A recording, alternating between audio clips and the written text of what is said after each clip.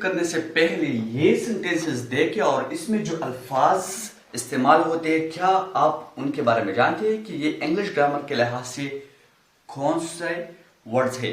तो चलो देखते हैं कि इसमें कौन से ऐसे अल्फाज आते हैं और वो ग्रामर के लिहाज से क्या है और उसको हम समझने की कोशिश करेंगे आज की इस वीडियो में। तो आपने वीडियो स्किप नहीं करनी। सबसे पहले सायरा इज डैश गर्ल।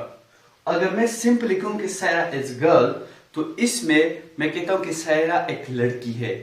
तो ज़हन में सवाल आप पैदा होता है कि गर्ल ऑफ व्हाट काइंड, कौन से काइंड की गर्ल है वो। तो ये एक सवाल हर किसी के माइंड में आता है। तो इस वजह से अगर मैं कहूं कि क्लेवर, अगर मैं कहूं कि सायरा इज क्लेवर गर्ल तो हमें अंदाजा हो गया कि वो चालाक या होशियार लड़की है। ठीक है। इस तरह सेकंड सेंटेंस में आप देखिए ही गिव मी डैश मैंगोस। तो यहां पर अगर मैं कहूं कि ही गिव मी मैंगोस, उसने मुझे आम दिए, तो इसमें फिर भी ज़हन में एक सवाल पैदा हो सकता है कि हाउ मेनी मैंगोस, कितने आम दिए। ये जो मैं आपको ये सब कुछ बता रहा हूं इसके पीछे मेरा एक खास मकसद है, एक पॉइंट है, वो मैं आपके लिए क्लियर करना चाहता हूं, वो आसान करना चाहता हूं। एक टॉपिक है जिस पर हम आज बात करेंगे। तो सबसे पहले मैं आपको एग्जांपल्स के जरिए समझा रहा हूं कि आप इसको समझिए, तो उसके बाद उसको समझने की आपको बहुत आसानी होगी। अच्छा, ही गिव मी डैश मैंगोस, तो मैं कहता हूं फॉर एग्जाम्पल 2 मैंगो, उसने मुझे 2 आम दिए। तो वो जो सवाल था हमारा वो क्लियर हो गया। तो यहां पर क्लेवर मैंने लिखा, यहां पर टू लिखा। यहां देखिए आई डोंट लाइक बॉय। अगर मैं सिंपली कहूं कि मुझे लड़के पसंद नहीं है, सीरियसली बोल रहा हूं, वैसी बोल रहा हूं एज एग्जाम्पल के तौर पर, आई डोंट लाइक बॉय, तो यहां पर फिर जहन में सवाल आता है कि विच बॉय, कौन सा लड़का, कौन सा लड़का आपको पसंद नहीं है। तो अगर मैं यहां पर लिखूं दिट बॉय, इशारे के जरिए किसी को समझाऊं कि वो लड़का मुझे पसंद नहीं है। ठीक है। तो यहां पर डेट आ गया टू क्लेवर। अब ये अल्फाज क्या है, आप भी जरा सोचिए कि ये जो लफ्ज इंग्लिश ग्रामर के लिहाज से या पार्ट्स ऑफ स्पीच के लिहाज से ये कौन से वर्ड्स है, मैं बताने वाला हूं, लेकिन आप भी थोड़ा अंदाजा लगाइए। अच्छा, यहां पर there is a time for preparation, तो यहां पर एक चीज मिसिंग है और वो ज़हन में सवाल आता है कि हाउ मच टाइम, कितना टाइम प्रिपरेशन के लिए वो क्या है, वो बचा है। तो यहां पर अ लिटिल, अगर मैं लिखूं a little, so there is a little time for preparation, तैयारी के लिए कम वक्त है। तो इसमें क्या होता है कि यहां पर हमने लिटिल लिखा, तो ये जो मैंने अल्फाज यहां इस्तेमाल किए हुए हैं तो ये बहुत जरूरी है इस नाउन की मीनिंग में इजाफे के लिए, और उससे हमें बात समझ आ जाती है।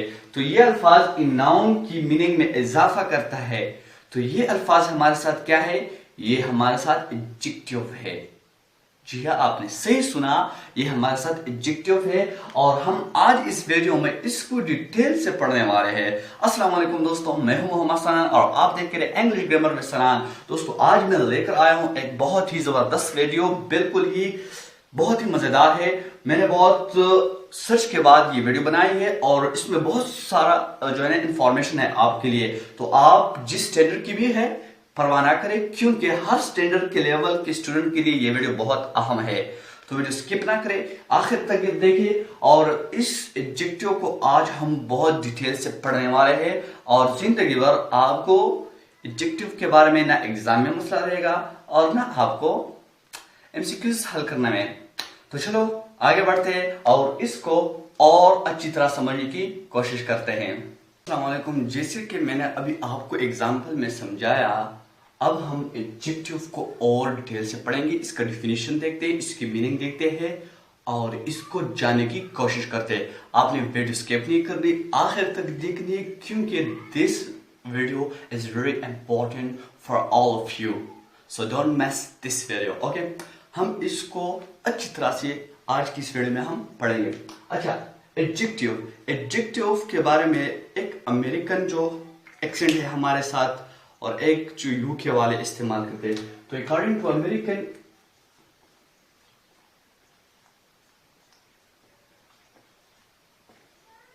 वो एडजेक्टिव इसको पढ़ते हैं, एडजेक्टिव, वो एडजेक्टिव नहीं पढ़ते। और जो यूके वाले होते हैं वो इसकी प्रोनाउंसिएशन कुछ इस तरह करते हैं, वो डी को साइलेंट करते हैं। एडजेक्टिव, एडजेक्टिव, सो अमेरिकन एडजेक्टिव पढ़ते हैं एंड यूके वाले जो होते हैं वो इसको एडजेक्टिव पढ़ते हैं। तो ये बात हुई इसकी प्रोनाउंसिएशन की कि एडजेक्टिव को हम किस तरह प्रोनाउंस करेंगे। अब इसके बाद इसकी बारी आती है इसकी डिफिनीशन के। तो सिंपल सादा अल्फाजों में हम अगर समझने की कोशिश करें तो इसकी डिफिनीशन कुछ यूं है, a word that is used to describe or qualify the meanings of a noun or pronoun is called an adjective। वो लफ्ज जो कि नाउन के साथ इस्तेमाल होता है और इसको बयान करता है, मॉडिफाई करता है, क्वालिफाई करता है, उसकी वजाहत करता है। नाउन की वो लफ्ज जो नाउन की वजाहत करता है, उसको बयान करता है या उसकी मानी में इजाफा करता है, वो लफ्ज हमारे साथ क्या है, वो एडजेक्टिव है। तो ये रही इसकी सिंपल सी डिफिनीशन। ये डिफिनीशन याद करना बहुत जरूरी है क्योंकि एग्जाम में आपने ये रिटन की फॉर्म में लिखना है, क्योंकि उस एग्जाम में जब एडजेक्टिव पर टॉपिक आएगा तो आपने इसकी डिफिनीशन जरूर लिखनी है। तो इस वजह से आप डिफिनीशन को इग्नोर नहीं कर सकते। अब इसके बाद दूसरा पॉइंट इसके बारे में याद रखें और वो इसकी मीनिंग। एडजेक्टिव की मीनिंग क्या है? एडजेक्टिव की मीनिंग है एडेड टू। क्या? Added to. एडेड टू से मतलब है इसका कि ये मानी में इजाफा करता है, क्योंकि ये जो एडजेक्टिव लफ्ज है ये नाउन और प्रोनाउन की मानी में इजाफा करता है, तो इसलिए इसकी मानी क्या है, एडेड टू। ठीक है, तो ये भी एक पॉइंट है, अपने साथ जहन में याद रखें। अब इसके बाद इसका सेकंड डिफिनेशन भी हम कर सकते हैं। आप इसके लिए फर्स्ट डिफिनेशन लिख ले, साथ में आप सेकंड डिफिनेशन भी इसके लिए लिख सकते हैं। और इसके लिए इसकी सेकंड डिफिनेशन वो भी सिंपल है, an adjective is a word used with a noun to add something to its meaning. Adjective वो लफ्ज है जो कि नाउन के साथ हम लगाते हैं या लिखते हैं और उसके मानी में इजाफा करता है। तो ये रहे इसके दो डिफिनीशन। अब एक और बहुत इंपॉर्टेंट बात है जो कि बहुत कम लोग इसके बारे में जानते हैं, लेकिन मैं आज आप लोगों के साथ वो बात शेयर करने वाला हूं एडजेक्टिव के बारे में। तो इसलिए आप वीडियो स्किप ना करें, इन तक जरूर देखिए। तो चलो आगे बढ़ते हैं।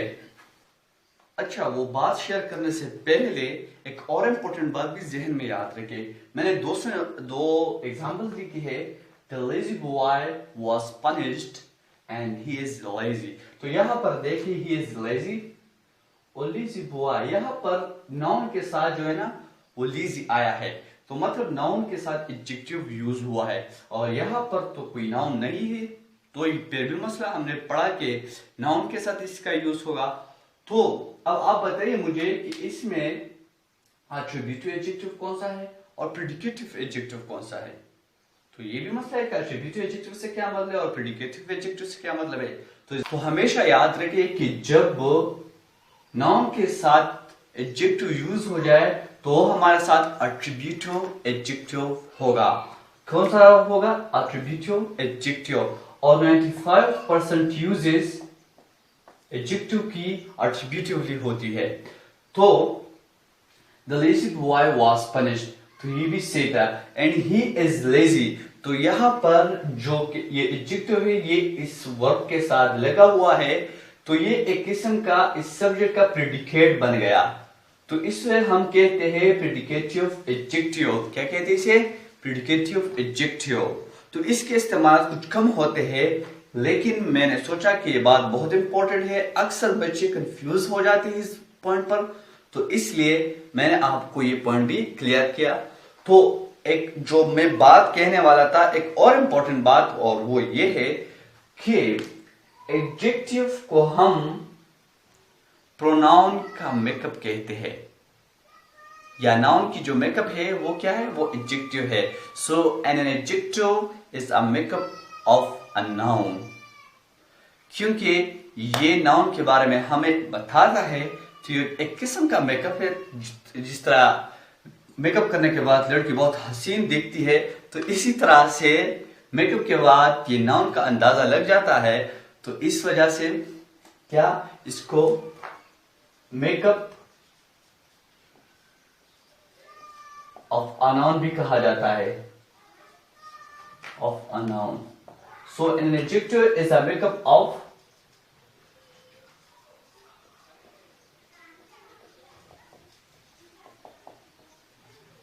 सो an adjective is a makeup of a noun. तो ये बहुत ही मजेदार बात है, हमेशा जहन में ये बात याद रखें। एडजेक्टिव के बारे में कुछ और भी इंफॉर्मेशन है कि ये वीडियो बहुत लंबी हो जाएगी, तो इसलिए मैंने सोचा कि दूसरी वीडियो में मैं आपके लिए इसके बारे में कुछ और इसके टाइप्स जो काइंड्स है एडजेक्टिव के बारे उसके बारे में बताऊं, और साथ में एक फार्मूला है कि एडजेक्टिव को किस तरह हम इस्तेमाल करेंगे।